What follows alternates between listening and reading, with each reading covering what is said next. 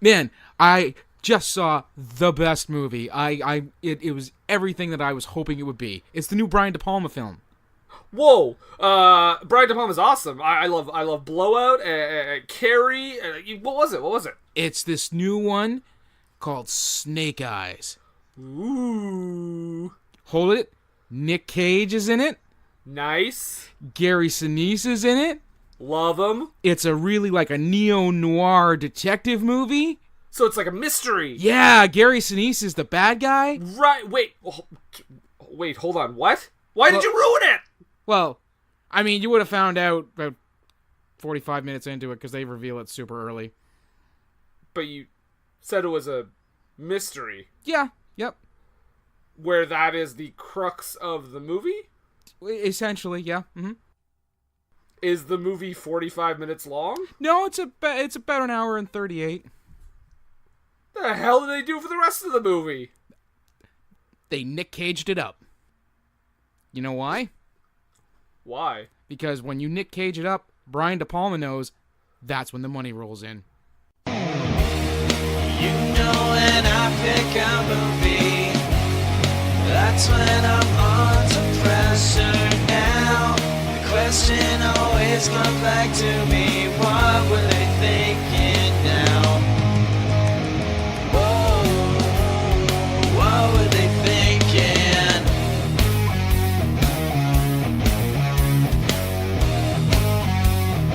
What were they thinking? Welcome to another What Were They Thinking? I am Brendan. I'm Nathan. And we have a very special guest with us in studio. Would you like to introduce yourself? Well, I work a counter. I make the money. Some call me Jason, but you can call me Jason MacLeod. You could call him Ray. Yeah. And you could call him Jay. Returning guest, Jason MacLeod. You may remember him from our WrestleMania 11. The greatest WrestleMania ever put to videotape. And, of course, Michael Bay's magnum opus, Pearl Harbor. Gross. I love Japanese. Wait, okay. I don't want to delve into that. I was going to ask you to elaborate, and I thought that might be a bad idea. I'm a fan of sushi. That's right. This week, what movie are we talking about, Nathan? Snake Eyes! Starring Sir Nicolas Cage, Yeah, I'm pretty sure he was knighted. Sir Gary Sinise, He definitely Should be is. knighted. Sir John Hurd. Okay, you get Kevin, the idea. Kevin McAllister's dead. That's who that guy is. I knew he looked familiar. But I mean, okay, I think this is a rarity for us, is that, I mean, it happens once in a while, but I think this is one of those rare cases where all the pieces make sense, but the final puzzle doesn't equate to it. You mean in the story or the people on paper who are in this movie? I'm talking about the director, the actors, the writer, like Everything looks, great on paper, but... Right. Yeah. Well, first thing I want to mention, before we even get into the plot, one thing that I thought was really funny about this movie is that Gary Sinise plays a character named Kevin Dunn, Yes. while the actor, Kevin Dunn, plays a character named Lou.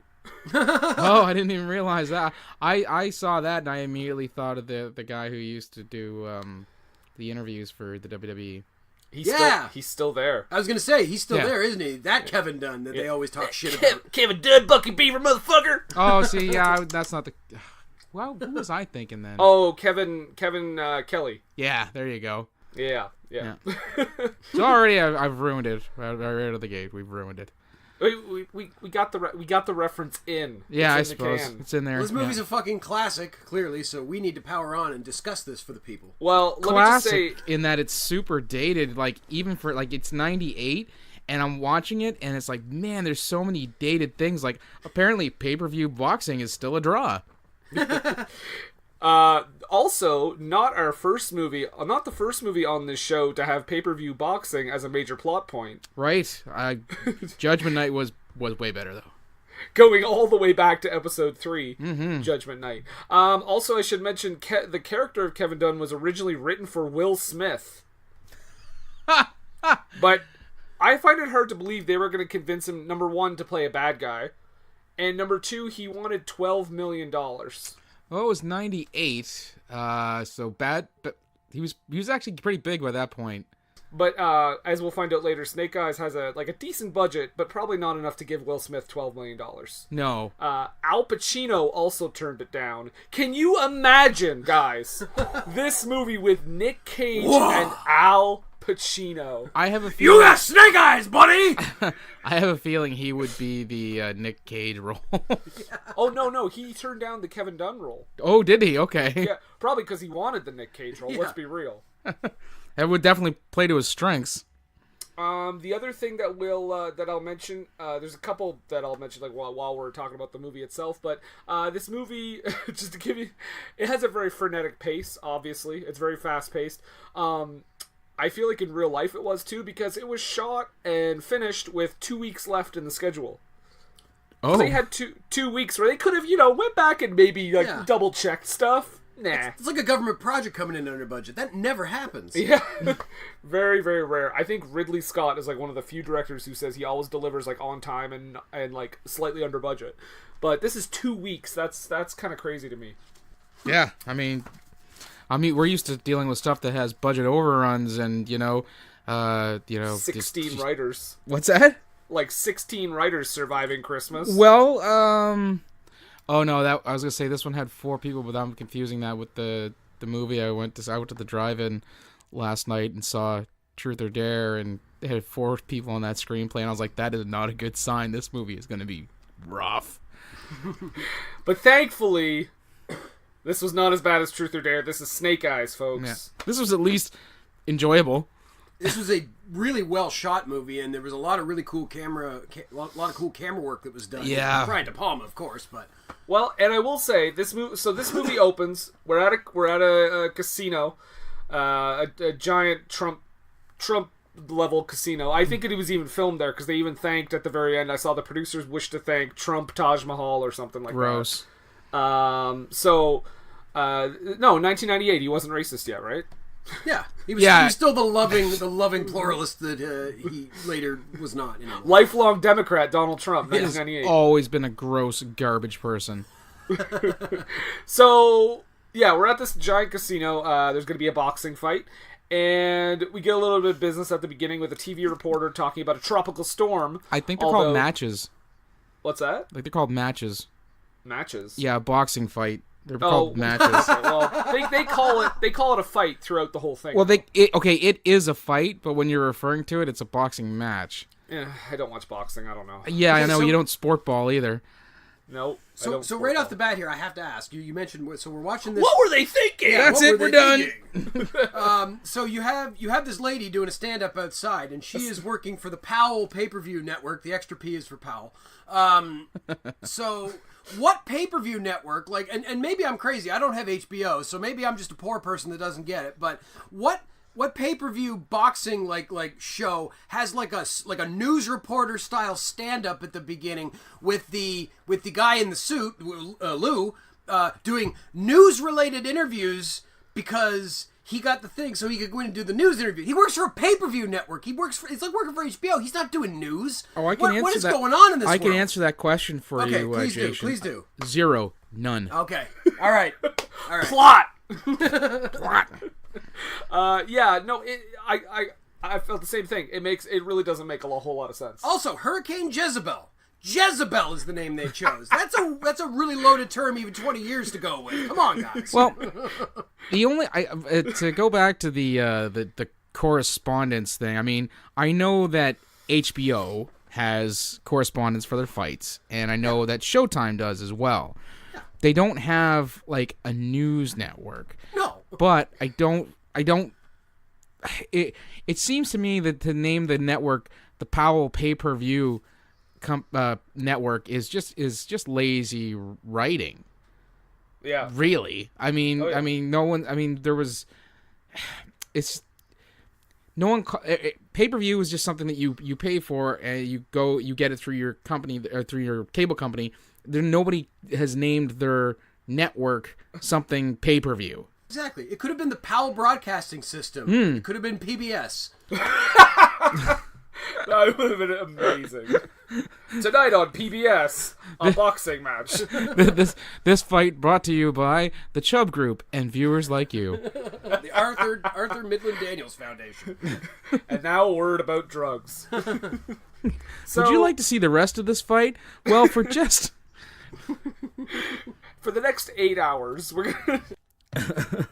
So, right away, pretty much right off the bat, Nicolas Cage enters the fucking scene like a house afire. Like, this boded well for me. Nicolas Cage comes in hot.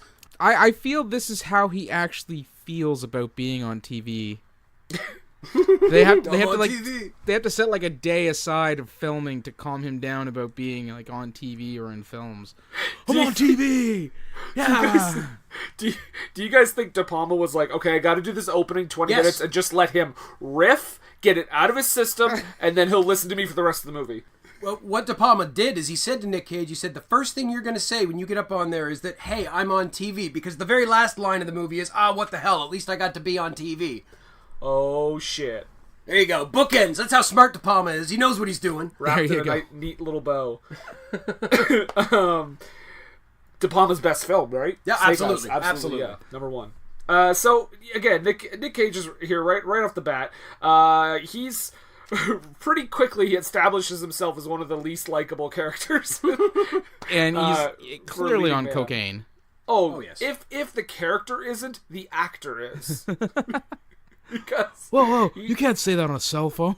What the fuck? Yeah, what the fuck? I laughed so hard at that line. Let's explain. So he's talking to like his mistress on a fucking gold flip phone, Motorola flip phone that is clearly spray painted gold. Yeah. Yeah. Well, when you're Ricky Santoro, you have everything gold plated, baby. Former Pennsylvania Senator Ricky Santoro. I kept hearing Santorum, honest to God, every single time he said it. Every time. Oh, and I was like, man. Is this a prequel, guys, to Rick Santorum's life?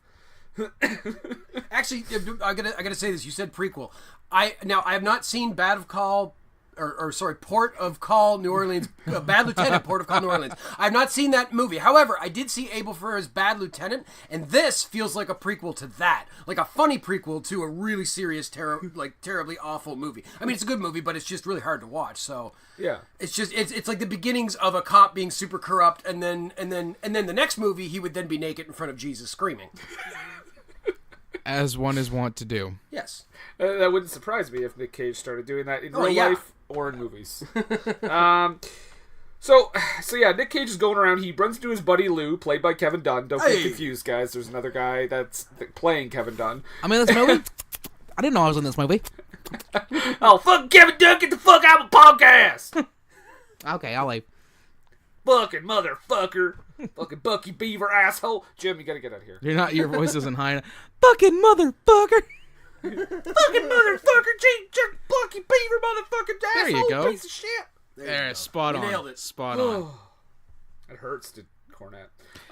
So Cage is running around. He runs into he's basically taking bets from people. Like he makes fun of his buddy because he's like, I'm giving you $100, and he's like, what are you, a pussy? Oh no, it's $54.70 or something. Like, it's a weird number, and he goads him into 100. Oh, he's just conning people left and right. Like we said, the thing about the cell phone. Oh, we gotta go back there for a second, because he says to his mistress, she says something dirty on the phone, and he says, you can't say that on a cell phone. Why? Like, why? Well, it was a well-known myth in the 90s that the government could monitor what you said on a cell phone. I mean, now it's a well-known fact. Now it's a fact, yes. Oh, God. Here we go. Boom! We're hitting the hard points, guys. You guys, I didn't know conspiracies were going to be part of this. But yeah, he's going around, he's talking to his mistress, talking to his wife, back and forth on the phone, which is pretty funny.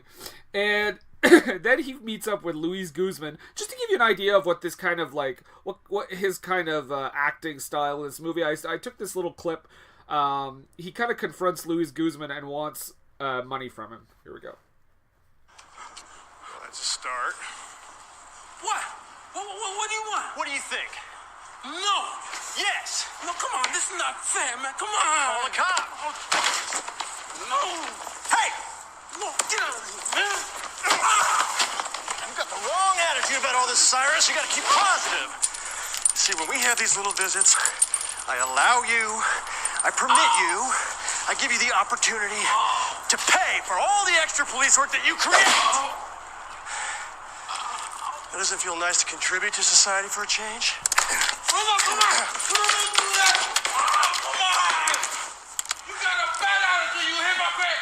What makes you think you're better than me? Friend Cyrus, everybody loves Rick Santoro. Spoiler alert, nobody loves Rick Santorum. Also, we should note that he took bullets out of that guy's jacket and just started stomping on them. No, those were Those crack are- vials. Yeah, Luis Guzman did not listen to Alf Okay. about not Call doing back. drugs. Yeah. I feel like at this point, if you're only starting to listen to our podcast, the inside references are so deep, you have to like go back. I got that reference. So you guys watched that Cartoon All-Stars thing, which I watched a million times as a kid. So I'm going to have to listen to that we episode. did. Delightful. So yeah, again, he's like assaulting people, taking their money, all that shit. But then he meets up with the man whose life I want, Gary Sinise. Yeah. I mean, that's actually a fair statement when we're talking about Gary Sinise. Yeah. One of my favorite Nicolas Cage lines, I think, ever was uttered in this exchange, where Gary Sinise makes a comment about his ridiculous snakeskin fucking jacket that he's wearing, and he says, "Whoa, pardon my savoir-faire, Admiral." Which is extra funny, because he's a commander, not an admiral. There is, oh man, his rank gets switched up so many times in this movie by different people who can't read the chevrons on the side of his on the side of his shoulders, because he gets called a sergeant at one point. Yeah. Yeah, so I was confused for a while about why he was the security guy. Yeah, what was with the? I mean, was all the Navy doing security for this this event in Atlantic City, New Jersey, or was he just there for the Secretary of Defense? And does the Secretary of Defense normally have a naval security detail? Perhaps. I mean, he wasn't a soldier. This Secretary of Defense, so it wasn't like he had a bunch of old Navy buddies. he pulled rank to do this.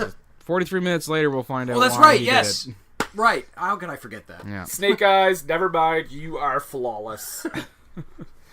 Yeah, I also said at this point an alternate title for this movie could have been There He Is, because I think Cage says that like 20 times in the first 10 minutes. I like how when Nic Cage gives this whole thing about being the mayor and all that, he's very close. Like Jim Carrey could have played this role easily as well. I think Jim Carrey would have been subdued more than Nic Cage in this movie. Possibly. So the fight begins. There's lots of shouting. People are getting excited. People are getting amped up. And I'm going to just say this. People are loud as fuck in this building, correct? Yeah. It's the idea, yeah. This man that yells out, "Here comes the pain," who is not Brock Lesnar, by the way. Yes. When he yells that out, supposedly we are led to believe that the person in the ring is listening to that for a cue. You would not hear that man. Well, it was established in a deleted scene that this boxer has really good hearing. He's like he's a superhero, if you will. Wait, is that like a superhero but just mispronounced? Yeah, exactly. He's one of them superheroes. That's how you say it in Alabama. But I mean, that's true, right? Like, you wouldn't be able to hear that guy. No, God no. Of course. Yeah. Unless maybe that guy really was really loud. Maybe he had a real super piercing voice that was not conveyed through the soundtrack. Possibly he could project because he was also an actor. He was trained at A thespian, if you will. Stratford upon Avon. Yes, indeed. He looks like he could be like one of the thugs in Ghost or something. Yeah. You look pretty scuzzy. But yeah, it would have been great if he just had a megaphone. Here comes the pain! Put that guy in here. How do you get that megaphone in here? Is that Jimmy Hart? Oh my god! Wrestling. Yeah, so the fight begins. There's a lot of craziness.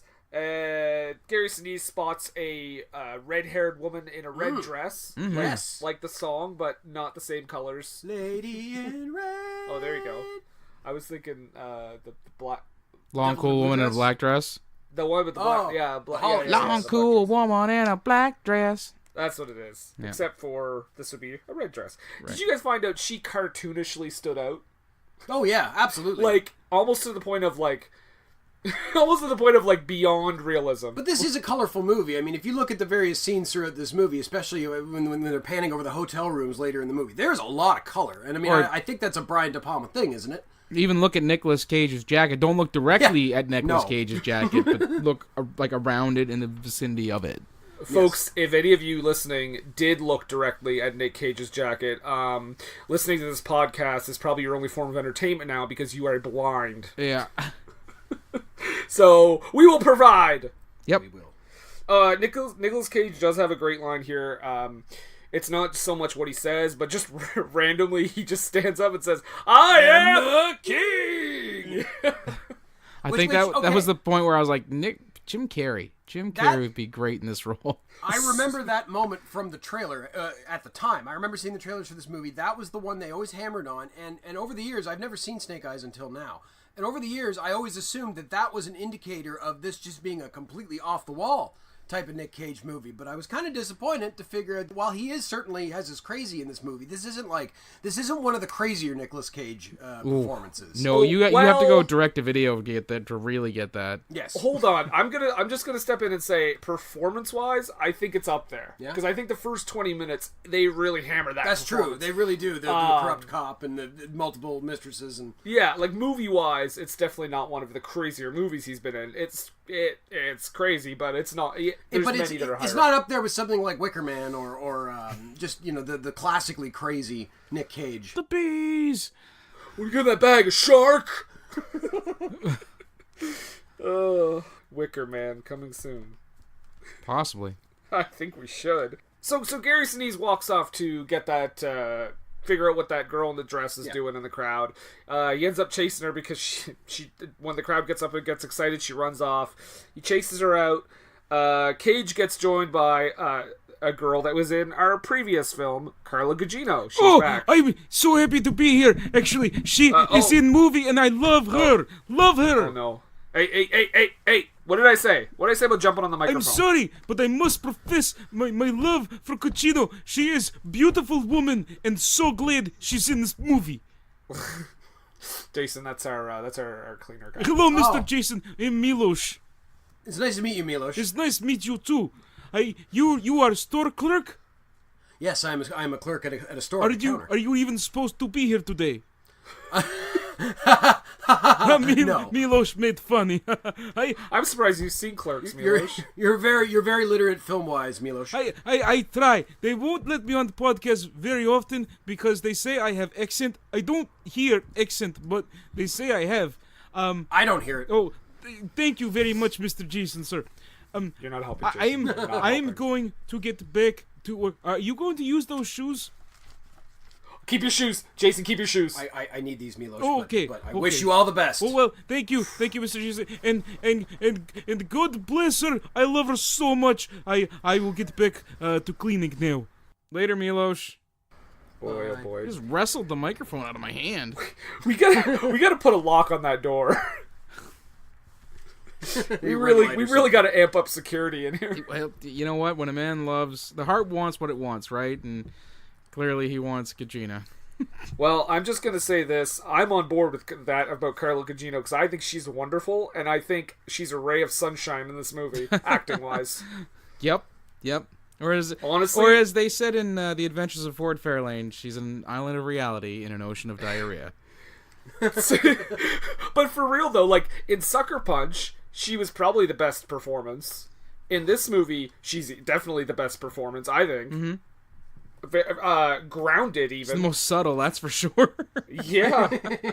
But anyway, so she comes in, she's talking to the Secretary of Defense, you don't really hear anything real well, but then all of a sudden, gunshots. The Secretary of Defense has been shot, and Carla Gugino gets winged, or whatever, and Nic Cage drags her down out of the way.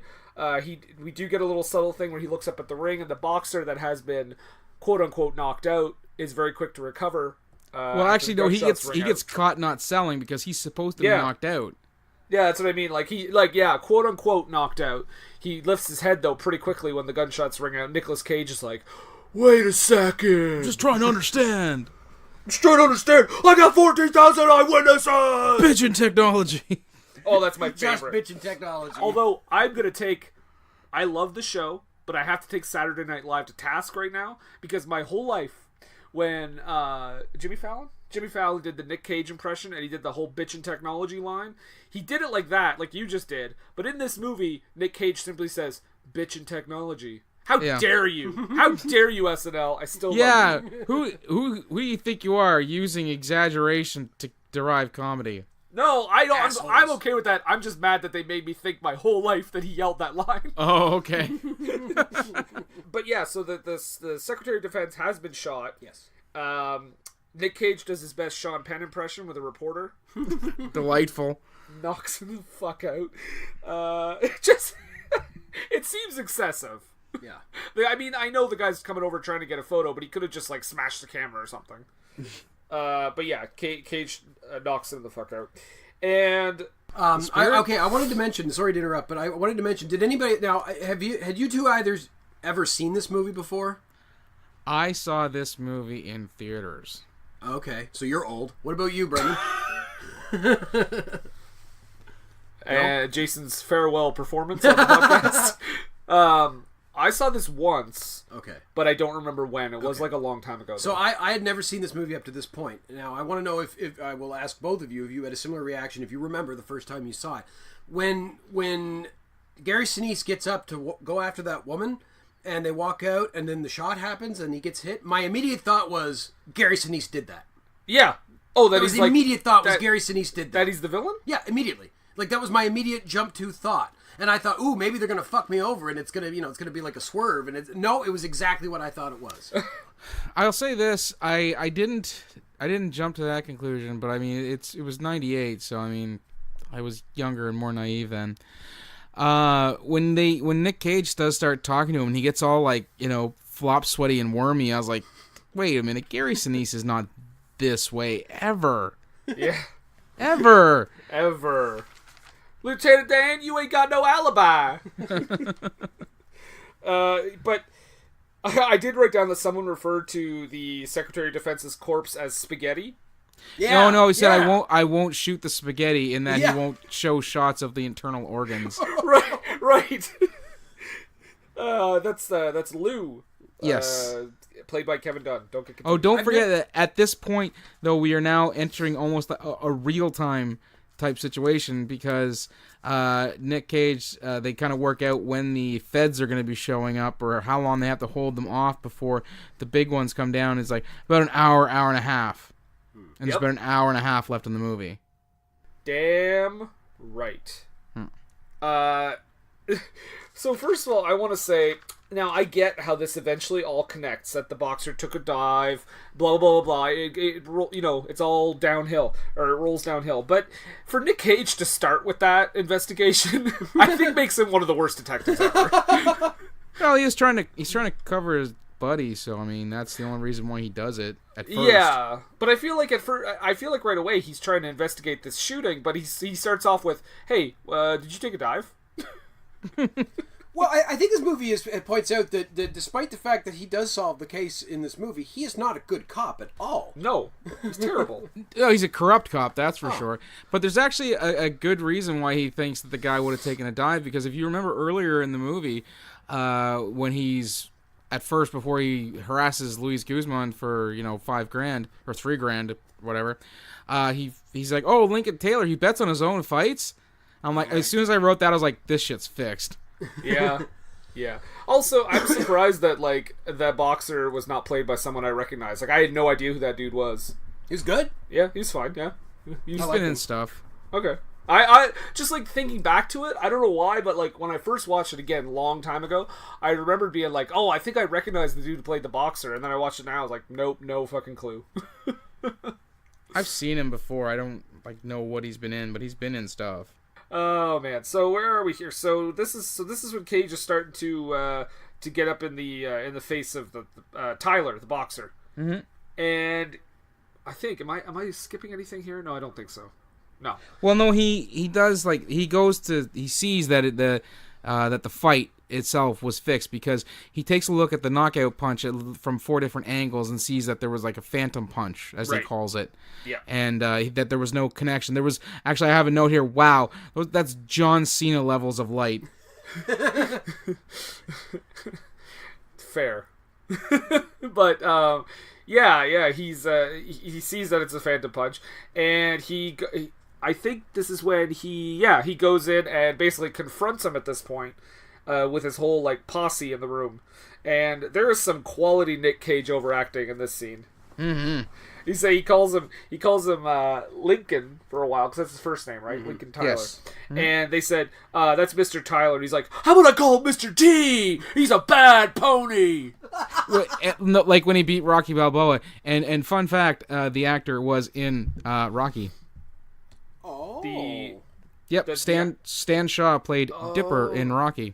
Oh shit! So that's the little reference, little wink and a nod. Yeah, and I like how they're kind of using some like noir type, I don't know, speak or pacing, because he's like, he's a bad pony, right? There was a phantom punch. Like, nobody talks like that.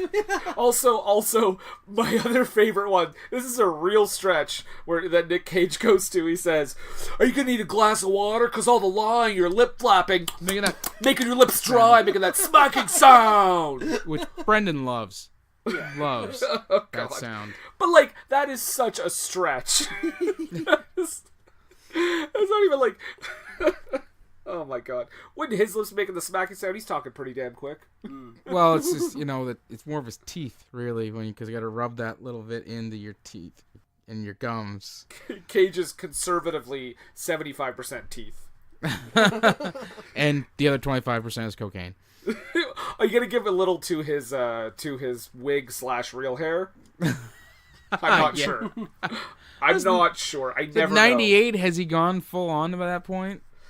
Well, I mean, his hair is thinning in this movie, right? Yeah. I mean, it might be his real hair. Could be.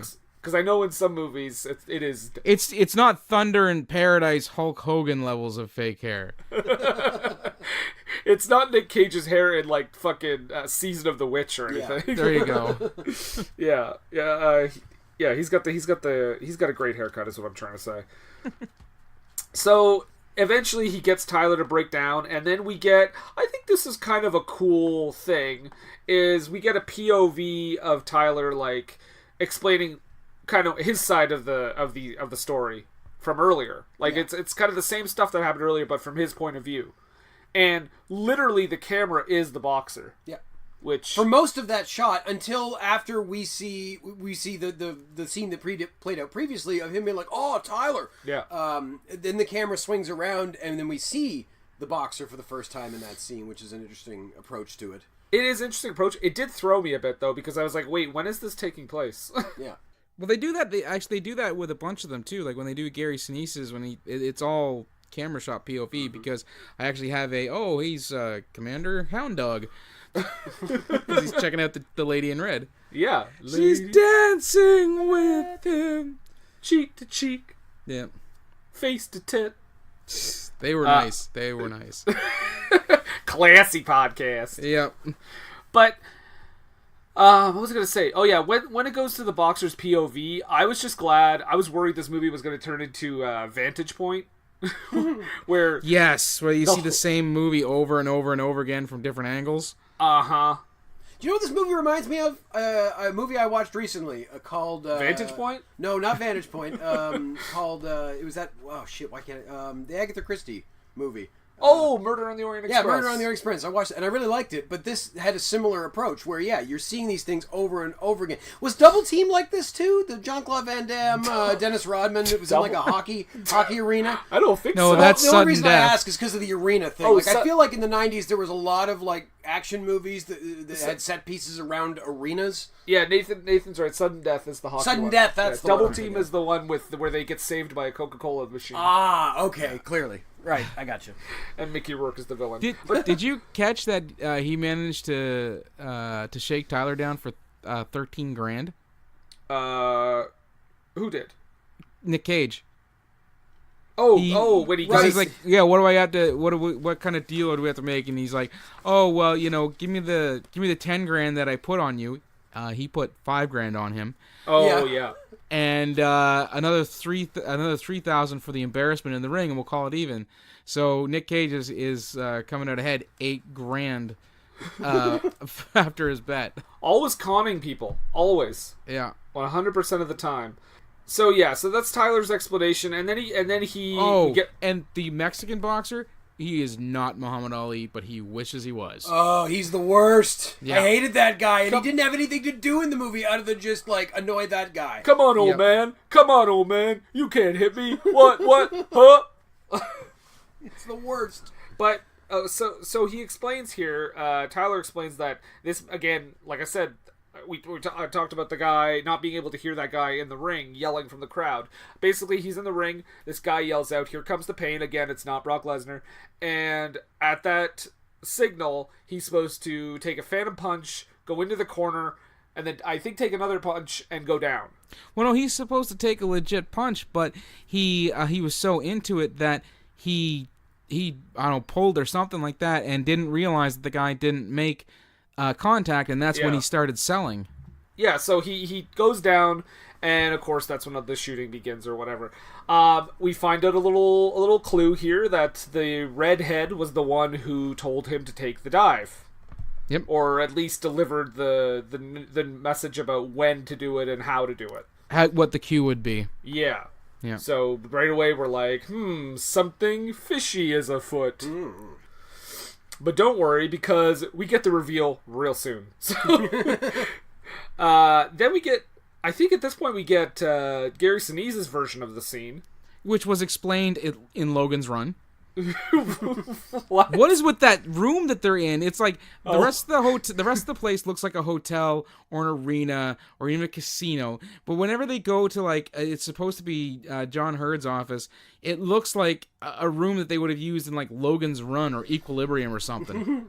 It's really futuristic and whatnot. By the way, speaking of John Hurd, just for a second, did you guys notice his, like, body movements and mannerisms and stuff? He's doing Trump. I did not notice that. I did not know that. He's not doing it vocally, but if you watch just, like, the way he moves, I even, like, looked it up after, and sure enough, John Hurt said his body mannerisms and stuff were inspired by Donald Trump. Gross. Well, I mean, if you're going to play a guy who heads up a casino that's shifty and crooked, and in Atlantic City, who's what better person to imitate? That's right. Yep, no, it's spot on. John Hurt is caging it up in this movie too. He's really over the top. So yeah, Dunn, or I'm not going to say Kevin Dunn. Gary Sinise is talking about his side of the story. He follows the redheaded woman, like you said, Nathan. Stares at her tits, gets distracted. Then he takes down the shooter, who is just some random Middle Eastern terrorist. Well, according to him, anyways. Dun dun dun! There is a bin in the guy's name, so you know he's a real bad dude. Bin. It's true. And the thing is, like, at this point, and this is one of those things that kind of makes the movie itself dated, where Nic Cage is talking about how this whole thing is a conspiracy, and Gary Sinise says something along the lines of, "You just can't go out there talking about conspiracies, because that's the first sign that you're a lunatic." And it's like, no, you just get a radio show nowadays. Yeah. Now you get a job on Fox News. Yeah, now you just become Alex Jones. Yeah. Fuck that guy. Yeah. So he's confronting him, and then of course we get. Now I think yes. So at this point, guys, we get the reveal. Yeah. The twist, and it's 42 minutes into this movie, this hour and 38-minute movie, that Gary Sinise is the mastermind behind it all. No! He was my best friend! He's such an honorable sailor. Yeah, and he kills those two, and he gets demoted to Sergeant Slaughter. Well, who does he kill? He kills the redhead. And here comes the pain. And not Brock Lesnar. Yeah. Right. So, yeah, who says, "I've been shot like 5 times." Yeah, asswipe, he's the one who shot you. That was fantastic. I wrote down, "You shot me. I've been shot. I've been shot." Some great improv acting. I hope that wasn't written on the page. I've been shot. Okay, I got this. I'm shot. I'm dead. You've killed me. It's over. I see the light. Him amping himself up in his trailer before. Okay, this is my big scene today. I've been shot. I've been shot. I've been shot. I've been shot. I've been shot. Oh, Charlie, what are you doing with your career? I'd like to think that Brian De Palma made him say, I've been shot like 180 times, and he used like 5 of the best. He's not Stanley Kubrick. Wait, are you positing the theory that Stanley Kubrick is not Brian De Palma? They're the same person, I swear. Yeah, this is a conspiracy, Jason. People are going to think It you're goes all the way to the top! Holy fuck. Anyhow, so now he's killed those two. They're going to be Universal Soldiers. Yes! Prequel! And we get them. And the dude from Malcolm in the Middle is there. I saw him and recognized that guy. I'm like, who the fuck? And when I finally looked it up, I'm like, oh, okay, it all makes sense now. Wait, which guy? The dude with the glasses, Ned Campbell. The character's name is, I think. Yeah. I just called him Bobo Wayne Knight. Yeah, exactly. He was on. I think he was on the Ellen DeGeneres sitcom, and he was also on Malcolm in the Middle. He was the fat guy on Malcolm in the Middle. Well, Yeah, he was the one who was in love with Lois. Oh yes, I remember that now. But this part of the movie is actually one of the more like gripping parts to me. Again, because Carla Gugino is doing a fine job. But basically, when she went down and got shot in the arm, she lost her glasses. So she literally, there's shots where everything's blurry and she can't see. She's bumping into people. But she decides to try to seduce Bobo Wayne Knight so she can get in his room and basically hide from everyone for a while until everyone's kind of out of there. We don't know why yet, but we're assuming she's not the villain anymore now that we know that Gary Sinise is the villain. Don't run past the part where the dude was playing his pocket change on the jack or the roulette machine. No, not roulette. The slots? One-armed bandit. Yeah, the slots. And he's like, yeah, no, we'll go to my room. I just want to play the remaining quarters in my pocket. And he's, yeah. I was like, oh, look at that. He got the jerk pot. So while this is happening, this is also kind of like, I think the scene is kind of thrilling too, because you got Gary Sinise going after them, and also Nic Cage, for different reasons, obviously. Yeah, and the casino security guy is a better detective than most of the other people in this movie. The casino security guy, aka one of my favorite parts of Dumb and Dumber. Yes. The man who... the hitman. Mike Starr, the guy who, chokes on the rat poison. Yes, that guy. Yeah. Because he finds out where the dude from Malcolm in the Middle is staying, not by watching the security camera on the elevator, but by checking out when he showed his ID at the bar. He zoomed in and got the name and then found out what room he was staying in. Yeah, exactly. He's doing detective work. Great detective work on his part. So she gets into the room with the guy. She reveals to him, like, listen, I'm sorry I had to get you up here this way, but I just need to stay in this room. He is handsy and presumptuous at first. Oh, he full on kisses her. Yeah, and then I just need a second. Sits down. He's like, well, all right, and then starts undoing his pants like she's gonna go down on him at his crotch level, and he's like, blowjob. Oh, all right. Well, we can go this way. But my question, I'm wondering too. There's a weird scene leading up to that where they're in the elevator with Gary Sinise also there, but he doesn't recognize her because she doesn't have. She doesn't have the wig or the glasses, but also I don't think he really knows what she looks like. Maybe. Oh no! Well, he knows. he does. We find out later that he did make her when she was in the crowd, but like you said, she doesn't have the blonde wig or the glasses on anymore. It was at this point in the movie they started using some of that really cool camera work / built set works, because they pan over across a bunch of rooms. Like there's just one room, and then there's the room with the dude bros who are having their keg party, and then they keep scanning, and then we end up in their room. And I was like, man, you don't see that too often in movies these days, where they would have had to build a set for that. Yeah, that really stood out to me and looked really cool, and I really liked that. I will say, I also think it looked really cool. However, that to me was just like Brian De Palma masturbating for a minute. Oh, absolutely. Like, look what I can do. But I enjoyed I the think load the he word left you're on the looking table. for is signature, Brendan. I think the word I was looking for was masturbate. You're the worst. It's a hell of a shot. I just don't think it has anything to do with the rest. And it's good for your prostate. At this point where she's like, no, we're not doing this, and he gets super upset, puts his ring back on, and is like, you know what, I am happily married. Clearly you're not, because you were just about to get it on with some rando at a hotel in Atlantic City. Also, in one of the rooms, this girl was like laying there like half naked, and the guy starts like blowing on her tummy. Yeah, he calls it a hurricane. That's not a hurricane. That's a motorboat at most. And and wouldn't it be a motorboat between the boobs? I don't think it'd be a motorboat. Usually, yeah, but It's I more guess of a raspberry. there you go. There we no, go. stop. Raspberry. Yep. Like what? Like that was kind of deeply disturbing to me, because I was like, that's what you do with like, that's what you do with like a baby, like a child. I don't know. It depends on how high you are. It's true. It's I very guess so. true. The guy did seem like he was older than the woman, so maybe this is child.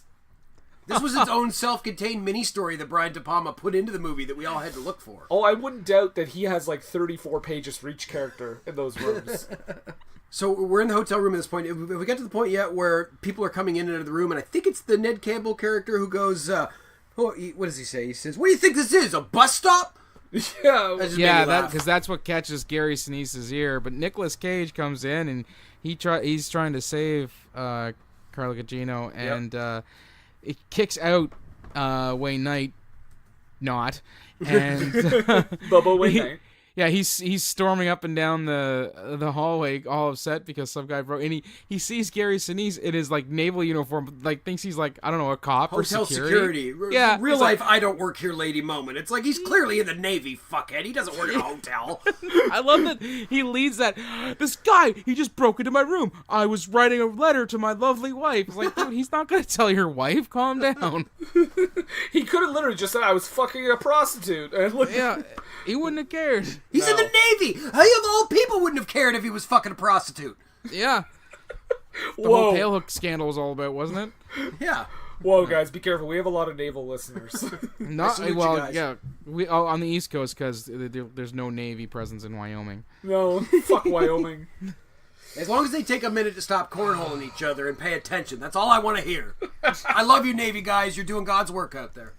Any port in a storm, right? That's right. So hey. De Palma loves split screen, by the way, too. yes, and this is actually where we get her side of everything, and where we find out that Gary Sinise is not as he seems, even though we've already known that for a while now. That's the thing. If we had not known that Gary Sinise was the villain at this point, right? And we had just gotten scenes of Sinise and Cage going after the girl for similar reasons, we would think, and we didn't even see Sinise killing the other two people, like, it would just add way more suspense. Yeah. I think. I think what De Palma is doing, obviously De Palma, one of his biggest idols is Hitchcock. And I think you noticed that big time in a lot of his movies. But like one of the things Hitchcock always did was in a lot of his movies, he revealed the villain early. But it was because he wanted the suspense to be about just what would happen after that, not necessarily just people trying to guess who the villain is. Not the Shyamalan twist. He wanted people to actually understand, sort of thing. Yeah, like this is who the villain is. That's not what this is about. The movie is about, what happens from this point on. And I get that for Hitchcock. It makes sense. For this movie, I feel like it works against it. Yeah, because the whole thing has got it's got a, like I said, like a neo-noir type thing that they're going for, and the reveal would have been better suited here, closer to the end than, less than halfway into the movie. Right. Agreed. 100%. Jason, you think so too? Yes, I would agree. I think, yeah, exactly. If that reveal had been later, it might have actually been more shocking, and if they'd had more like kind of false reveals, or like say it was, it's this guy, and then no, it's not this guy. Oh, it's this guy. No, it's not this guy. Oh, it's Gary Sinise. I knew it at the beginning, and now it's true. I would have liked the reveal, the twist, and then the twist again where Nic Cage was like, "Just kidding, it was me. It was me the whole time. It was me all along, Kevin Dunn. It's me, Austin. I'm in the TV. I'm in your TV. Let me out." Like it just goes all meta. What the fuck? Nic Cage just burst through your Okay, TV. it was directed by Brian De Palma, not David Lynch or David Cronenberg. Oh, in an alternate universe. Brian De Palma, however, did direct Scarface, so he probably knows something about cocaine. That's true. I like that at this point when she's telling him all of what's going on and how it's like, oh, surprise, your friend for life is a crooked son of a bitch who killed somebody, he gets mad at her. Yeah, And furious. it's not her fault that Yeah. Kevin's more crooked than he is. Well, and this is the thing. The only thing that makes him turn into a good guy, quote unquote, is because he literally can't not be that. Do you know what I mean? Like, it's just like he's like, well, there's just no there's no earthly way that Gary Sinise is not the villain now. I guess I have to help you.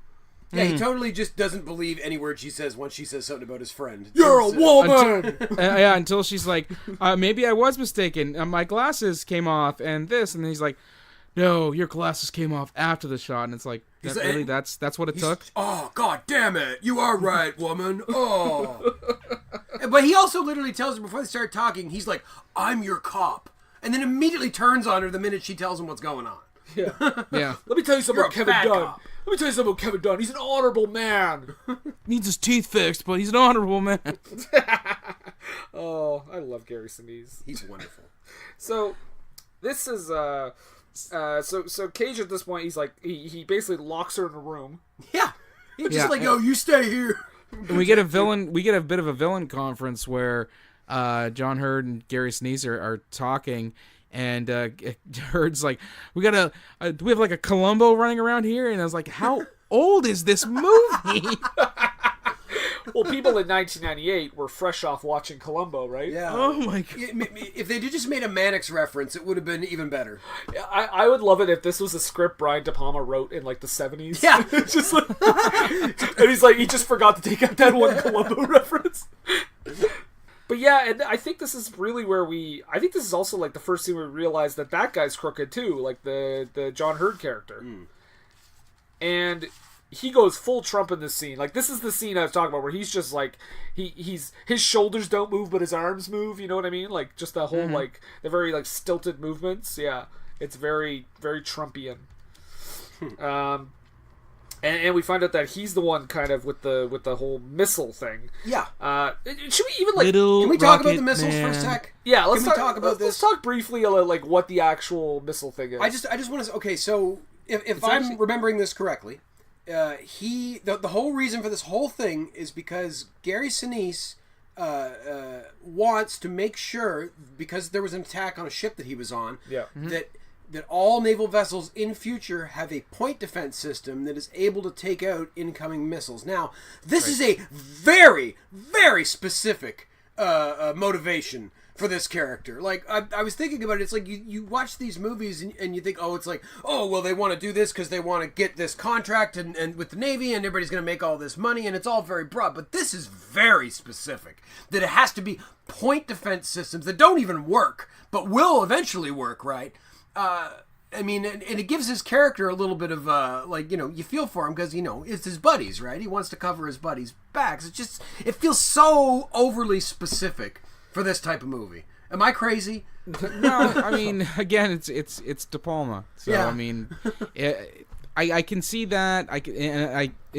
As a way to, like you said, humanize him. So Yeah. it's not like it's not all bad. He's not all bad. He's not all doing it for fame and money and stuff like that. He actually wants to make a difference with the Navy that, you know, clearly he, you know, loves to death, Yeah. figuratively and literally. I don't know what it is though, but it was that specificity that got to me in a way because and it's like I say, it's cool and then it humanizes him. It's just I don't remember a movie that had such a specific objective, like for the villain of the piece. Like it just it's very specific. And we should note. So that is the crux of it. Also, Carla Gugino's character was basically a numbers cruncher for the government, I guess, and she noticed that all these tests were coming back 100% No, it was positive. for Powell, because Powell is the one Right. who is there. He's the government contractor who's developing this for the government. Right. So she was finding out that all these tests were coming back 100% positive, and she says that never happens. So she said someone is obviously doctoring these. So she contacted anonymously, emailed the Secretary of Defense, and he wanted to meet her here at the fights so she could give him the documents. Which I'm just gonna say, maybe not the best place to do it in the front fucking row. Well, They it's could've, wherever like- he's sitting, right? Well, I no, but mean, he could have gone up to go to the bathroom or something, or just like anywhere else. Well, and it's like she didn't know that Gary Sinise was going to take off after that redhead. Yeah. So it was just a fluke that there happened to be an open seat there that she was able to kind of cram herself into and tell him. Like, she couldn't have planned that. No, and that's it. That she saw her opening and took it. We come to find out later that it was part of the setup to leave that space open so that whoever was supposed to meet him would be able to meet him, because they kind of knew somebody was supposed to be meeting with him. You obviously were paying closer attention than I was. But you guys I watched do this it for a sober job. and this morning, so I do think though that this movie does operate on a lot of very conveniences, so to speak. Though, like even if that was set up, there's still a lot of things that's like, oh, isn't it convenient that person happened to end up at that place at that time? You know what I mean? Like, it's just it's a bit much at times. hey, it's not like Saw levels of that. No. Also, did you feel okay? We're getting to the basically the finale coming up pretty soon here, but I just want to mention Nicolas Cage and Gary Sinise's characters. Did you feel like they ever would be friends? No. How could they be? I mean, unless they were like buddies as kids. Like, I just they didn't think were. their personalities were not like, I don't know. They didn't seem like simpatico. Yeah, they strike me, well, so they were friends as kids. Then that makes more sense, because they're clearly very different people. I mean, Gary Sinise, for whatever his villainous motivations in the movie, his motivations are not impure. Like, he has a good reason for what he wants to do, whereas Nicolas Cage is kind of a piece of shit. Like, Yes. like he's a piece Not of shit. kind of. Absolutely. Yeah. And in comparison, Gary Sinise's character is a stand-up, decorated naval officer, so... Who makes a really bad decision. Yeah. It's a weird combo of the two. I did like when Nic Cage kind of figures out, oh, there was another camera that nobody knew about. That pissed me off. And it's literally an eye in the sky. So he goes and they get the videotape proof. Again, this movie is older than dust. We've got videotape proof. Yeah. Columbo is mentioned. There is a flip cell phone. A gold one. And, gold one. And pay-per-view boxing was a draw. 1998, ladies and gentlemen. Now, Yes. also, along with that scene with the technology, we have to mention the fact that, I don't know if you've ever erased a videotape, but I've never hit a button and then watched the screen start to go fuzzy and say erasing as it slowly fades out from existence. Now, that might be high-tech shit in 1998 that we just never got as consumers, but it doesn't seem realistic to me. DePalma has Well, a lot Jason, of stock that's- in the VHS market. Yeah, and Jason, you get that when you're working with bitchin' technology. That's right. I just don't have access to bitchin' technology. Right. So, and this is where this is where we get the big reveal about why Gary Sinise is doing this, and he's like, "Have you?" And because he was on a ship that was attacked, he had to give the order to seal like the engine area, and there were 28 guys who were in the engine rooms when it happened. And he asked, have you ever heard a man drowning? And I really want Nicolas Cage go say, well, once, but because they worked as lifeguards. Wait, what? They worked as lifeguards together. They said that earlier in their movie. They worked as lifeguards, and he was. Well, the one time. Gary Sinise would have to carry, like all the stuff, and he's like, yeah, and you were always under the pier with some jailbait. I will be honest. Some of that dialogue at the beginning was so quick and like rapid fire. I missed a little bit of it. Do you know what it sounds like when a man drowns? Snake eyes. They do say snake eyes at this and point. then I got up De Palma's like, cut, not yet, not yet. But Brian, I just want to say snake eyes. When do I get to say snake eyes? Look, We'll it's in the get script. to it. But it's the title of the goddamn movie. We'll get to it, Nick. You're on TV. Where's my gold cell phone? And then we find out that that the boxer he's been bought off for it. And this is where we get the title, but not from Nic Cage. Gary Sinise stepped on his line. Yeah, he's like, you got nothing. You got snake eyes. The house wins. Well, because what happens here is, we should mention, Gary Sinise offers Nic Cage a way in. He says, just tell me where the girl is, and I'll give you $1 million. And Nic Cage is like, I've done a lot of things, but I've never murder. And then it's like, you never done murder, you corrupt motherfucker. I guarantee you he's murdered people. He's offering him money, and he looks down and has a change of heart because he sees literal blood money. Yes! Fucking Brian De Palma took that metaphor and smacked you in the face as hard as he could. Yeah, you like that, bitch? If only the money that he had dropped, instead of being like a bill covered in blood, it had been like 30 pieces of actual silver. and a picture that says like "Welcome to Uganda" or something. It's like, Brian De Palma comes on the screen. He's like, "Do you get it? You get it? Do you understand?" Okay, back to the movie. Also, by the way, I gotta say, Snake Eyes was a bad name for this movie because until I saw this movie mere days ago, I had always assumed that this was like Rounders, but instead of poker, it was fucking craps. And Nicolas Cage was like some degenerate gambler, which he is, but... When I had seen the ads for the movie years ago, I remember seeing it and figuring, okay, it's a mystery, and it takes place in a casino. I really figured the casino would factor in a lot more heavily than it did for them to name the friggin' movie Snake Eyes. It should have been called "There He Is." Well, there you go.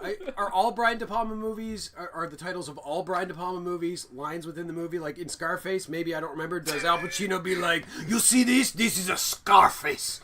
He's like, where did you get those scars, eating pussy? or the TV version, eating cantaloupe. Eating cantaloupe. No, you don't get a scar like this eating cantaloupe, man. In all fairness, they do say Carrie quite a few times during Carries. That's true. Very true. I think they get a pass at that one. Why do they keep saying the title of the movie? It's so cheesy when they do that. Whoa, my memory's all fuzzy. It's almost like I had a blowout. We're the Untouchables. And Brian De Palma is just off screen slapping his knee and biting his finger about how brilliant and genius he is. Guys, they just said the title of my movie in the movie. Let's go. Let's do another take. So Nic Cage has refused to buy in and just gets an ass whooping. Oh, by like Tyler, like you said, who has, I guess, joined up with Gary Sinise now. Yep. And after the ass whooping, Gary Sinise puts a spider tracker on him. Yeah. Did we see him do that, or do we just know because he looks at his device later? I think we did, because I think he like slapped him on the back or something. Like he actually grabs the back of his coat and puts it on. Oh, okay. And while he's talking to him, it looks like he's trying to position him to move him or something, but you can see that he's putting something on his back. Okay. I was reminded of the scene in Star Trek VI where Spock kind of puts the tracker on the back of Captain Kirk.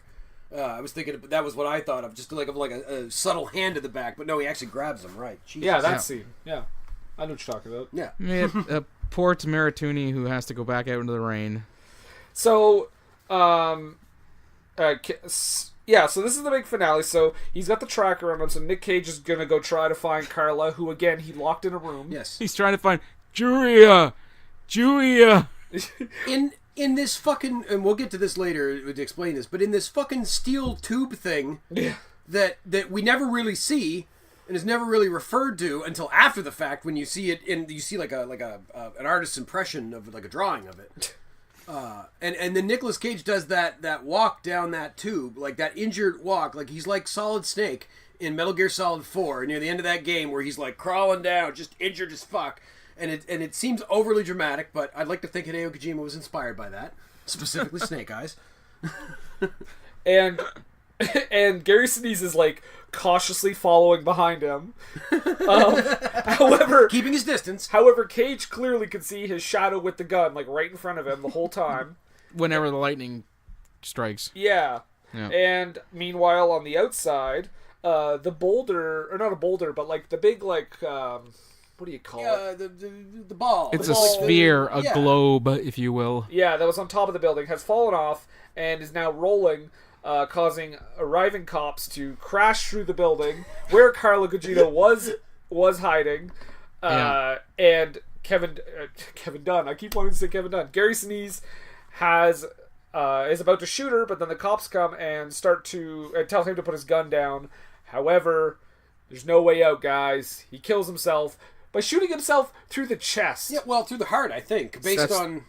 No, Effective. I guess that like that would also kill you. I'm not disagreeing, but I don't know. It's weird, like to not just do it through the head. They might have done it possibly to try to save the rating too. But it's rated Yeah, R. but they wanted it to be PG-13 at some point, and it didn't. Did they say fuck in this movie? That's a good question. I don't know. I'm Yeah. not watching it again to find out. You did run past the part where we get the title again. Oh well, actually, hold on, because I want to play this. Okay. Yeah. So again, since Gary got to say it, I'm gonna say it too. This is Gary Sinise. He's getting the cops are there. He's trying to get Nic Cage on board with him. After all they've been through, he's like, "Hey, back me up, eh?"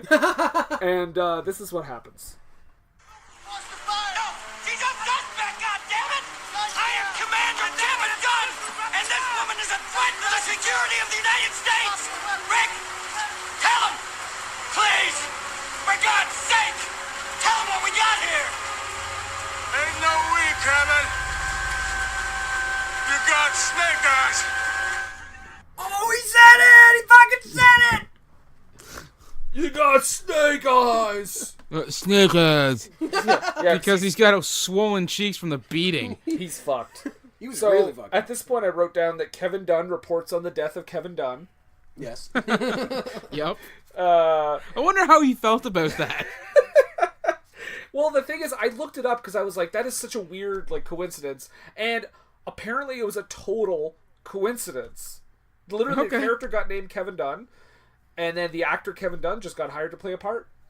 Yeah, I saw a bit of trivia. I think on the IMDb it mentioned that he had because of that confusion, they put Kevin Dunn up in this really sweet hotel room, like this awesome suite, and then it turns out that no, that it actually was for Gary Sinise, and they had mixed him up because of the name. So then he had to go stay in a chain hotel. Oh, that's too bad. Wow, I'm doing well in this movie. Holy shit! Man, I didn't think my Nicolas part was Cage that living? big. So, guys, I'm gonna argue right here: the movie should have ended here. Yes, I without do- all the postscript stuff. I didn't like the postscript stuff. I thought that feels to me like reshoot stuff. Yes. But I think it's De Palma. There has to be, like, if you're dealing with a bad guy who's even though he's doing good stuff, there has to be something that shows that he gets something of a comeuppance. I wouldn't mind it if he got something of a comeuppance, but do it in that scene. Like, I don't need another 5 minutes of nonsense. Oh, well, I thought actually one of my favorite lines came out of this this whole thing, where they're like, well, hey, and what about the cocaine? Cocaine, my ass. And I was like, yeah, probably. But keystering it. So Nic Cage, basically, they hail him as a hero. He's Yep. he's a hero for saving the day. But He's then so proud. Yeah. Still crooked, but proud. But then, of course, after a few more scenes, a montage, we see that since he's in the public eye so much now, they've discovered his corrupt ways, stuff that he's done in the past, and I think they say he's going to do like 1.5 years in prison. Yeah, 1.5 years for complete disgrace. That's a pretty good deal. He got time off for killing Gary Sinise. Well, I mean, he's clearly corrupt to some extent because he's driving. I mean, I don't know if he got the Corvette after this all happened, That was a Ferrari. or a Ferrari, but I don't think that you can afford that sort of car on a cop salary. They even make mention earlier what being a cop pays 6 figures now. Yeah, yeah, you I guys, save coupons. just like being a teacher, we make the same. So, Carla Gugino. Okay, so this is an interesting thing. So, guys, do either of you know what the alternate ending was to this movie? I read about it. Okay. There was an alternate ending? Yeah, so the alternate Okay. ending, the big storm is happening outside the whole time. Yeah. The alternate ending was that instead of them just getting out and then ending, the storm actually destroys the entire casino.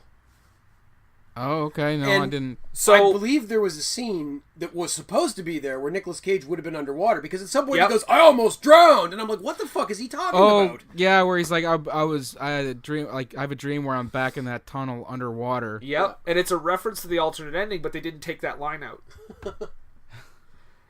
Which is a shame because, I mean, they ADR'd a bunch of other stuff in this movie. What are you talking about? This is all recorded on location. Yeah. But yeah, so he makes that reference. So that's just a little thing. And in the background, you can actually see them constructing the building again. Oh, well, that actually, yeah, I mean, and that actually comes into play during the whole credits. Yeah. Yeah, the whole credits. Oh, is you just watched through the whole construction. credits? Oh, I watched through the whole. I did because I wanted to see where that was going, and I figured out where it was going. But before we get to that, Carla Gugino meets up with them as he's standing there smoking. By the way, Nicolas Cage smokes like a A chimney lot in this movie. yeah. Well, you know what? Stopping international conspiracy is stressful, guys. Well, yeah, but that happens before he stops international conspiracy. Okay.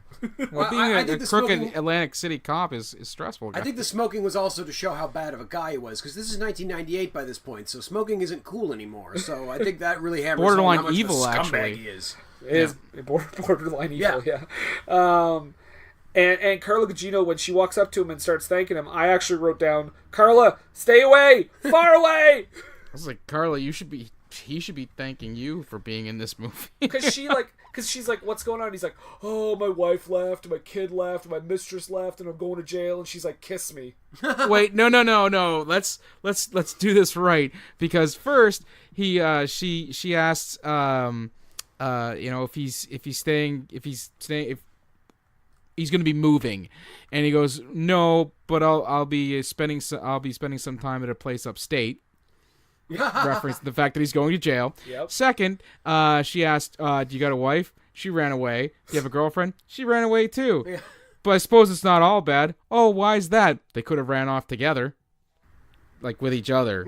So, like, because, lesbians, right? God forbid. Ew, That's a funny joke in 1998. So dated, this movie. One more. Just, we haven't got any homophobia yet, Nick. Can you throw something in? Cool. But I'll tell you. Sorry, go ahead, Nathan. I was gonna say, it's like Dolph Lundgren when he did Universal Soldiers. Like, Dolph, we haven't had you use the G word yet. We know you're a Vietnam vet, so you really need to use it at least once in this movie. Oh, boy. I wanted to say, though, the most unrealistic thing is uttered in I think near the end of this movie, in this scene possibly, where he asks her about, like, everything that had gone down with the weapon system and everything, and she goes, what was the line? I think it was something along the lines of, things have changed.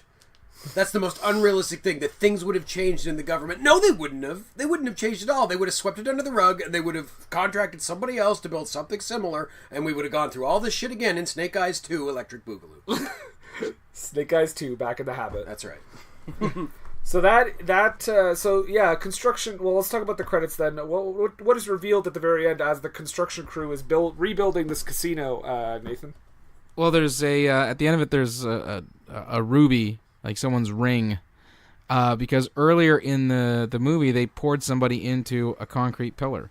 That's right. So you had to sit through the entire credit sequence with the most literal theme song I've heard in a long time. Hey guys. just so you could reveal and see that somebody's ring jewel was poking out of the concrete. Oh yeah, wasn't it the fake redhead? Probably. I'm pretty sure that's who it was. I can't see Here Comes the Pain guy having a ring like that. But I guess the question is with that too, was that just meant to be like a little like, oh, here we go, like just a little like reference to what had happened in the movie, or was it trying to set up some sort of weird sequel? You know what? It could also be a reference to what might have happened in the alternate ending, where none of the stuff kind of gets really revealed about what really, really went on. She survives and gets to say that, hey, the missile defense system doesn't work. Nic Cage gets jammed up for being corrupt, but none of the other stuff kind of comes out because they can't prove the conspiracy because, like you said, the whole building was demolished and everybody's dead. There's no bodies or anything like that. But, oh, wait, there's a body in that pillar. Can I just say, my thinking on why he would have done the original ending of the storm wiping everyone out is just like doing God's work of saying, like, these are all awful people, they're just all dead now. The end. They've been cleansed. A literal deus ex machina. And then Noah comes out and he's like, let's go, guys. Let's do this. All right, you and you, come on, I need two of yous. All right, I'll take Carla Gugino, and that's it. Bye.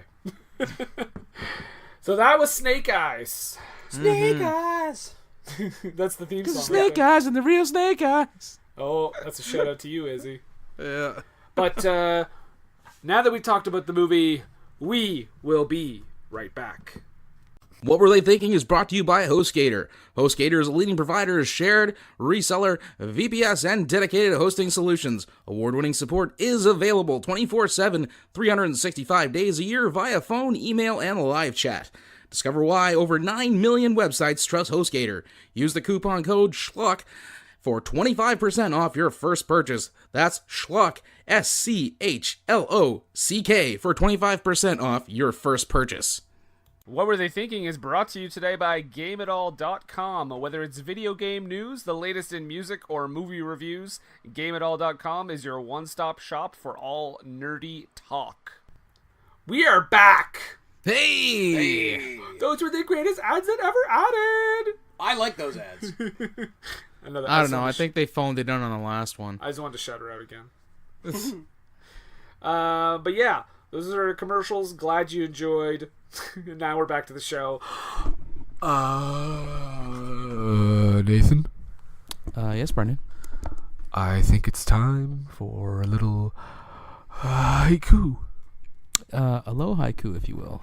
Are you saying hello to haiku? No, a low haiku. Yes. Actually, little trivia about the low haiku. I believe it started with Jason's previous episode, Pearl Harbor. Right, yes. Appropriately I enough. wish you'd reminded me because I would have written one for this episode. I apologize, Jason. Thank you, Brendan. But if you feel like, just throwing one in there after we do ours, feel free. Just free-forming it, if you will. Yeah, freeform. Lord knows I've done it before, and I'm probably Nathan has too. Several times. So I have mine here ready. Okay. Okay. So Nic Cage, an AC dick. Gary Sinise, a bad guy? Literal theme song. Clap, clap, clap. Snap your fingers. Snap your fingers. Can you snap? Oh, there we go. Jason is my finger snapper because I cannot snap my fingers. You're like Chris Cooper in the Muppets movie. Instead of being able to actually maniacally laugh, you just say snap fingers, snap fingers, snap fingers. Maniacal laugh. Yes. Okay, here we go. Ooh, a mystery. Who could be behind this crime? Whoa. Hold on. Not yet. Very good, very good. I think I have one. Oh, Jason has come up with a last-minute low haiku. I apologize if it's not quite right. I think I have it right. Okay, Here we go. Well, by all means. Make sure to use your NPR voice. And smack your lips as much as possible. No. Yes. All right, here we go. Rick Santorum sucks. Santoro is your guy, man. Vote Nic Cage for Sen. Good. Snap, snap, snap fingers, snap fingers, snap fingers, snap finger. We'll take it since it was done on the fly. Oh, out of that. Are we out? Oh. Yeah. Okay. Gotta. Also, literal theme song, not necessarily so much because they weren't in Sin City, they were in Atlantic City. No, but they do say Snake Eyes several times in the song. Several times. And a man drowning doesn't die quietly and all that stuff. Wasn't this like a sort of a future reference? Because wasn't that Carla Gugino lady in Sin City? In the Robert Rodriguez Sin City somewhere, perhaps? Maybe? Was she? I don't know. She is in it, yes. Okay. Yeah. She is I forget who she plays, but yes, she definitely in it. But you know what, Nathan? Yes, Brennan. We may all have had an opinion on this movie. Mm-hmm. But Don't take a word for us.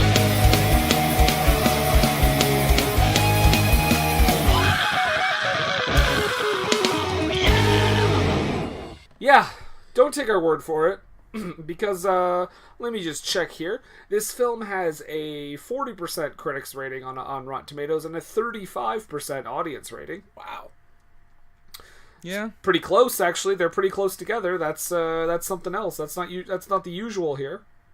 No. Normally we get the ones that the critics have took a dump on and the audience seems to love for some reason. Yeah, or at least, like, the critics give, 6 and the audience is, 36 or something. Yeah. So, I mean, we do have some reviews here to read from Rotten Tomatoes. Let's see what the critics have said. First of all, Todd McCarthy over at Variety says, wispy threads of a dramatic plausibility and character involvement unravel completely by the time of the incredibly silly final reel. That's a lot of words crammed into one sentence. That was a lexicon of garble.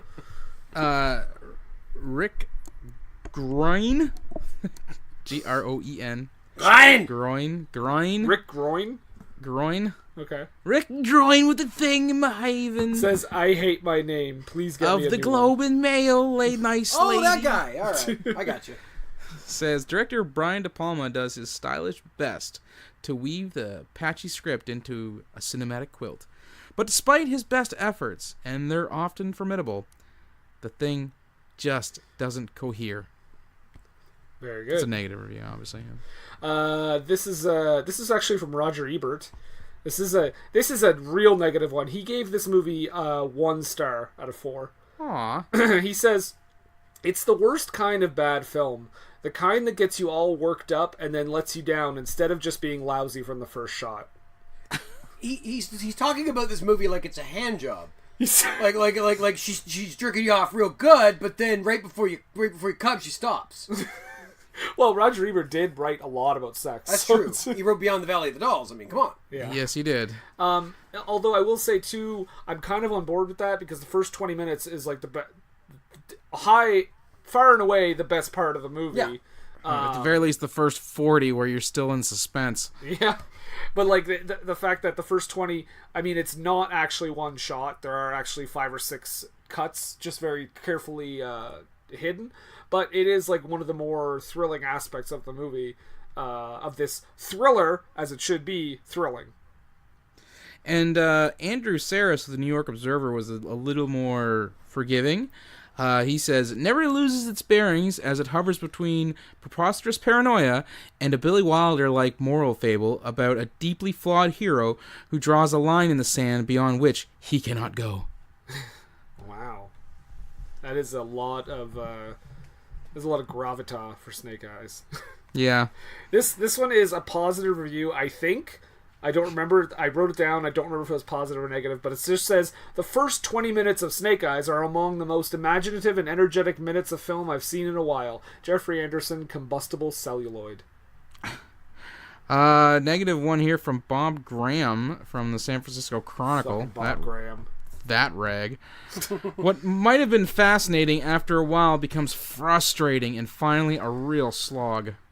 He gave it 1 out of 4 as well. Oh, rough reviews from these people. This is I got some audience ones to read here.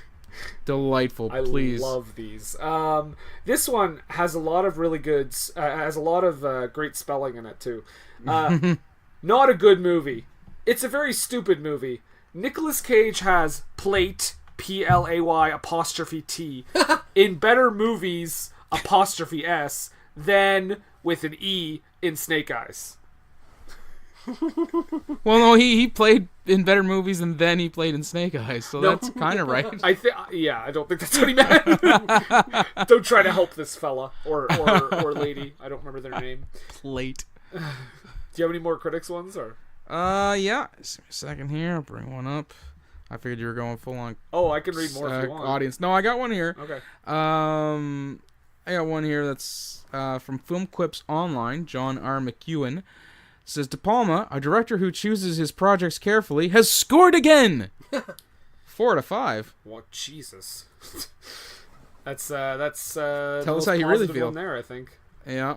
More audience ones. This is the worst Nic Cage movie ever made. If I could rate it -6, I would.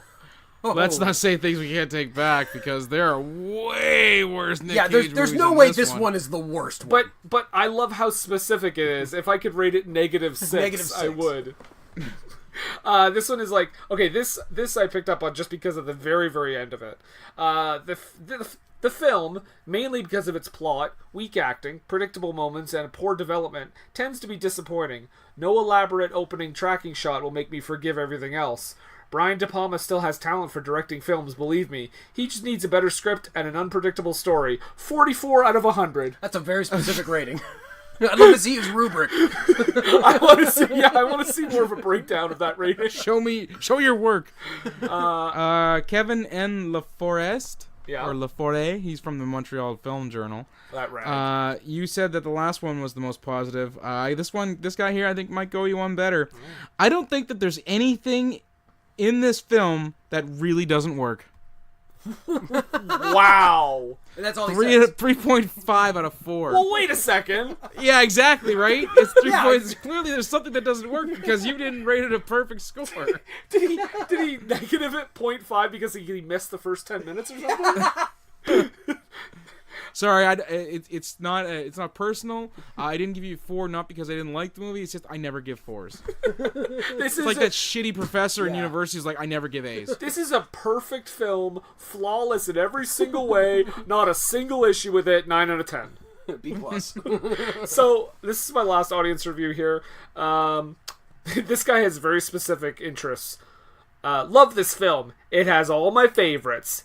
Gambling, women, boxing, conspiracy theories, and film noir. Nicolas Cage is the man. Yeah. I like how gambling. If it has gambling and women, I'm in. So Signed, Michael Jordan. On the Nicolas Cage scale, I would Charles say Barkley. right in the middle of the Nicolas Cage scale of films, I would say the most mediocre Nicolas Cage film is probably It Could Happen to You. Now, is it above that or below that? Do you know that one? He wins he splits a lottery ticket with a lady with a waitress. Yeah. I think it's above it. Okay. I think it's in the upper echelon. I don't think it's at the very tippy top. It's not in the really good like Oscar-winning Nicolas Cage territory, and it's not in the like Season of the Witch like just terrible crazy. Yeah. Season of the Witch is just like unwatchable, I think.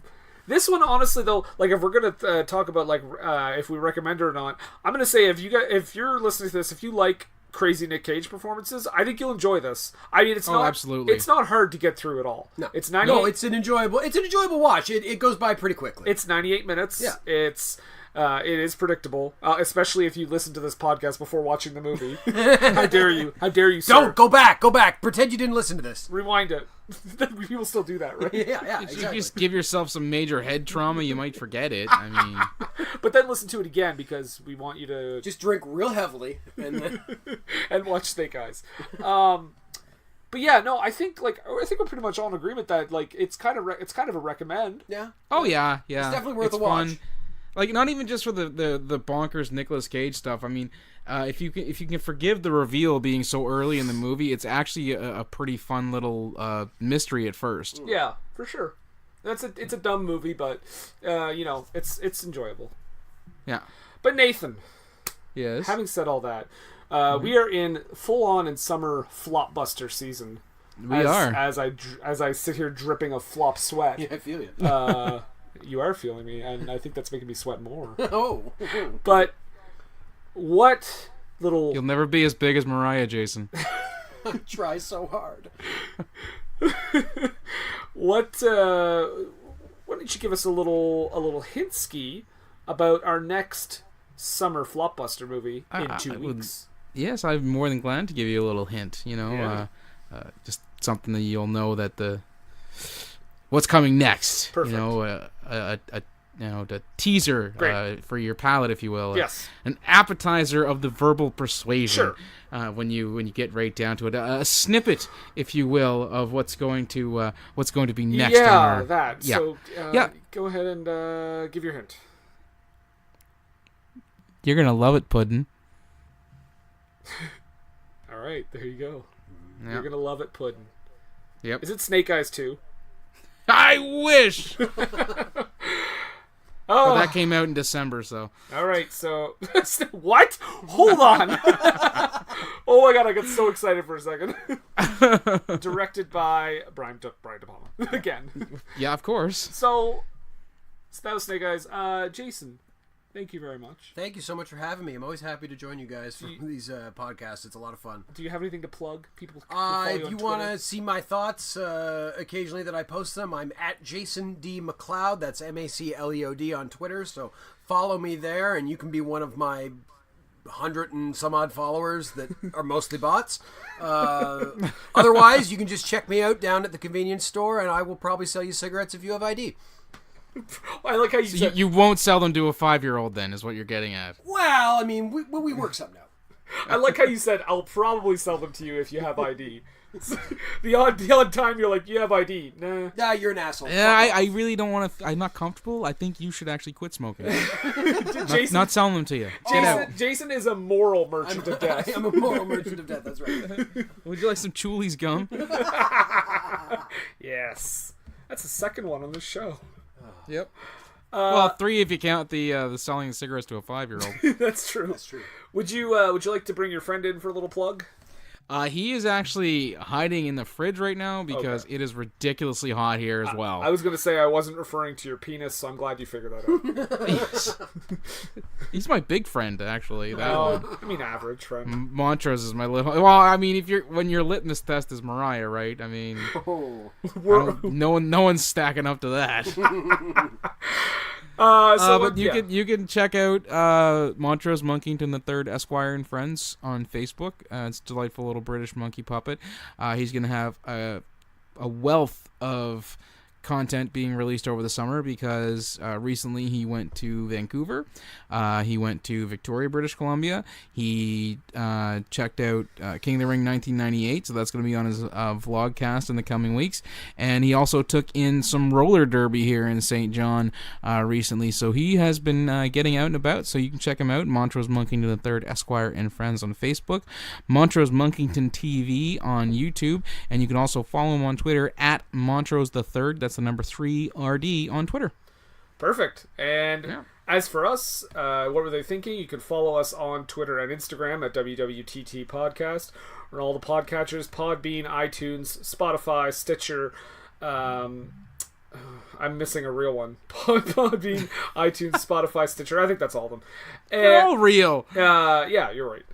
You can also find us on Facebook. Just search for What Were They Thinking, and we will. I assure you, we are there. Also, you can join our group, What Were They Thinking Interactive. You can tell us all about how much you love Snake Eyes. You can also just suggest movies if you want. We read it. We're not necessarily gonna cancel the next episode. We're gonna do this one right now. But I mean, we take them all into account. You should do Milk Money. Milk Money. I love that movie. Milk Money? Yeah, with Ed Harris. It's about 3 kids that save up their money and bike to the city and buy a hooker so they can see her boobs, and then that hooker falls in love with Ed Harris. Is Michelle Pfeiffer in that movie? Maybe. No, it's Melanie Griffith. Melanie Griffith. I knew it was someone like that. Yeah. This is Googling I'm gonna do after we're done here.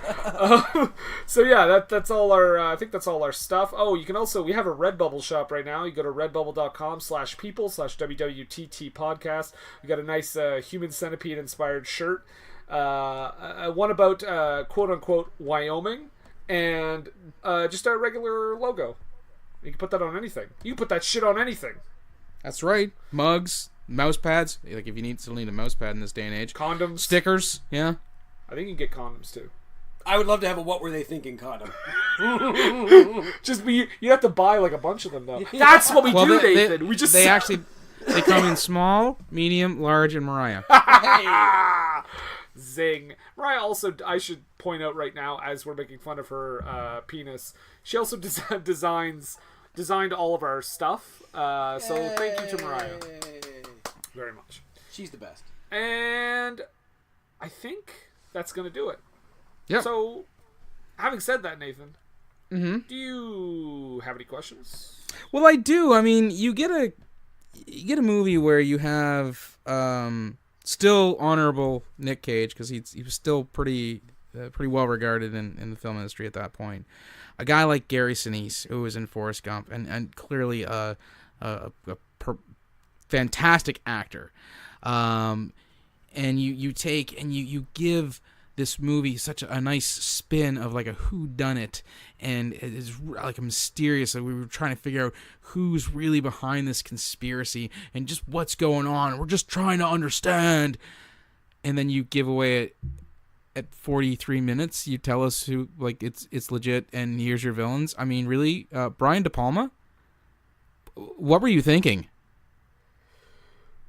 Boom. Bum bum bum bum bum bum bum bum bum bum bum bum. I assume you have swing music as your theme. Get Count Basie out here, Guys, just imagine Astaire and Rogers dancing right now. And that's gonna cap it. I'm gonna hit stop now. It's time, let's check our cue, baby. Pair it with a couple brews, baby. We love good movies.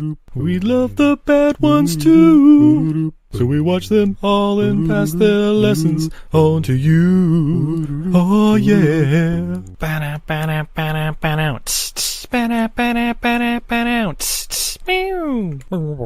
Everything I learned from movies helps to make life a little bit groovy. With a one-last plot holes of gratuitous movies. It's time to get busy with your friend Steve and Izzy. At eilfm.podbean.com. Hey, do you like movies? Hey, do you like podcasts? If you do, then come on down and listen to the Home Video Hustle podcast, homie. Hustle. Every Friday, we talk about whatever movie PJ picks out the bag. What does that mean? Well, every Wednesday on our YouTube page, I pick a bunch of movies at random. Sometimes there's a theme to it, sometimes not. PJ picks the movie out, and guess what?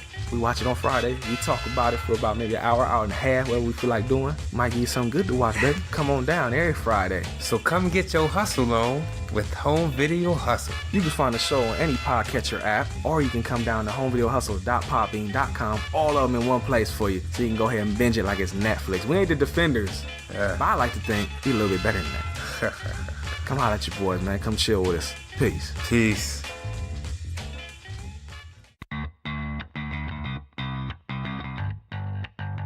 Hey, this is Liz. And this is Heather. And we are Nerdy Bitches Podcast, a show where two geeky ladies podcast their way through pop culture. From movies and TV to our regular book club and everything in between, we bring you our favorite fandoms with a feminine eye. We're talking Star Wars, Star Trek, Harry Potter, DC, Marvel, comic books, and anime. And don't forget sci-fi, fantasy, action movies, video games, D&D, board games, and so much more. Be sure to check us out on Apple Podcasts, Google Play, Stitcher, Podbean, or wherever you find awesome podcasts. You can also find us hanging out on Twitter, Facebook, Instagram, Pinterest, and at nerdybitches.com. Talk to you soon. Ooh, Inner Gas. That was fun. He's going to leave that in. That's going to be like the stinger. What? That'll be like the stinger of the episode after all the ads have played. Ooh, Inner Gas is fun.